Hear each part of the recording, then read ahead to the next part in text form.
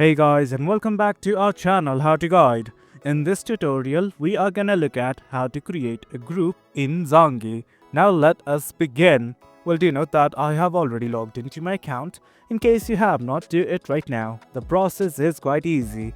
Now let us simply look at how to create a group. Initially, what you guys have to do is simply click on this button right here at the bottom right.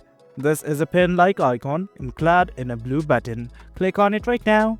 And guys, this is it. From here, it's gonna give you a few options like new group call, create group, or simply add contact. Right now, we just want to create a group, so I'm gonna click on this option right here.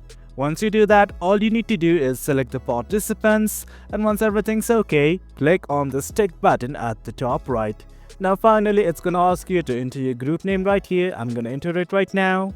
And do note that you can also add a group image. You just have to click on this camera-like icon and select the image. Once everything's alright, click on the stick button. And that is it. As you guys can see, we have created a group in Zangi. Well guys, that is it. That's the gist of it. Hope you guys found this video informative, and for more content like this, do remember to hit like, share and subscribe. Until next time, thank you.